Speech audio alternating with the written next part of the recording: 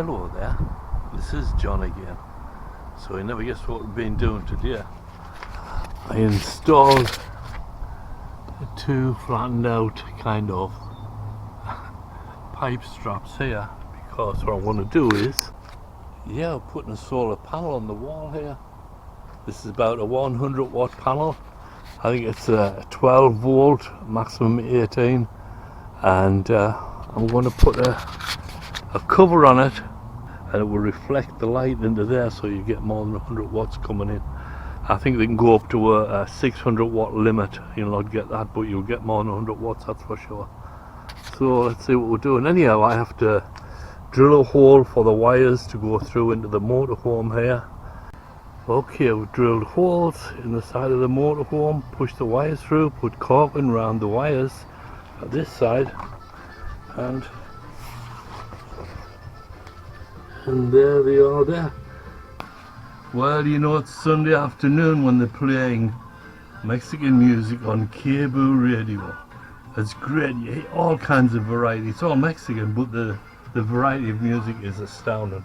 I love it, and it's great to work to as well. And this cover on the solar panel here will open up from the top there, and it will angle down and reflect the light onto the solar panel, because on the inside of this there's going to be a mirror-like substance in the form of stainless steel, I believe. And the next step was to go into the cupboard and get the two wires coming from the solar panel to the solar charge controller here, which I just happened to have painted gold to match everything else. So we're going to run the MC cable from the cupboard here all the way out to the front, to underneath the hood, and that's where I'm going to mount the extra battery.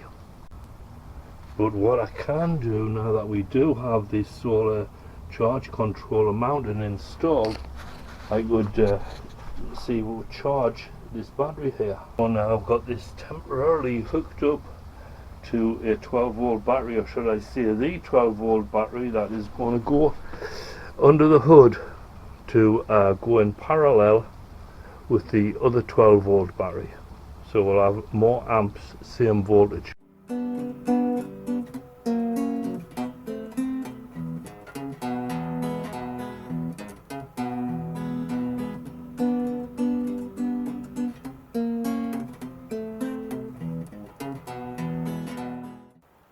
Now here on the shower pan here we've got it covered, and we're going to take that off, and this is my idea to stop water splashing everywhere. I just made this here out of corrugated plastic and then put a bit of paint on it.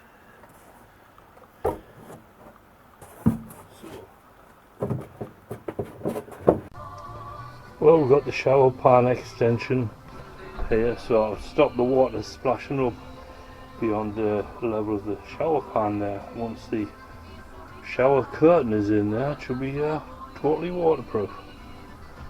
And it was a fun project to make too.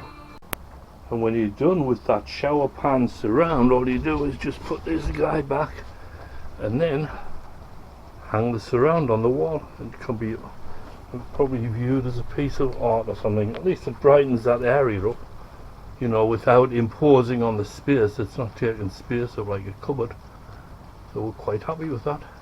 Well, that's it from me. It's been a beautiful day. You know, snows one day, hails the next, rains, and then today we've got a day like this. Beautiful. Catch you on the next one. Bye bye.